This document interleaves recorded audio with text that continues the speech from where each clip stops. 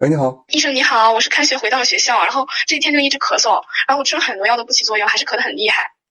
您现在是不是上了一阵觉得嗓子里面痒痒这样的咳嗽？而且主要是干咳，一旦咳起来呢就停不下来，有时候觉得咳得胸闷，有点憋喘的感觉。对，我就是那样。那你感觉是晚上临睡觉之前咳得严重，还是白天严重？是不是到晚上要睡觉前那一阵儿咳得厉害，白天不发作的时候又感觉状态又可以了？对，我就是那样的。那为什么我在家的时候没事，一到学校就咳嗽啊？您是在哪里上学啊？我在青岛。有可能是你们宿舍比较潮湿，而且放假期间又不通风。这样你看那个衣柜里面有没有发霉的味道？我一回来了就感觉宿舍有点闷，然后打开衣橱就有一些发霉的味道。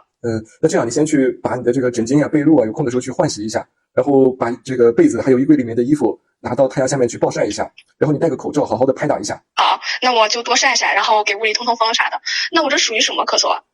从描述来看哈，你这个应该是叫气道高反应性咳嗽，就通俗的说就是我们气道过敏了。一旦呼吸道受到一些外界的刺激呢，它就容易诱发这样的咳嗽，一般都是干咳，而且是剧烈的、持续的咳这么一阵儿。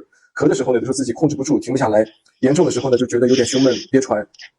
就咱们家中啊常见的一些过敏源，你像冷空气、尘螨，还有外面的花粉，还有一些霉菌。你像你们宿舍里面比较潮湿，放假期间又不通风，它就比较容易滋生这样的霉菌，所以你一回到宿舍呢，就咳得比较明显。明白了。那这样我给你开点药，服药期间呢一定要忌口，不要吃一些凉的，比如说这种冰的奶茶呀、冷饮一类的。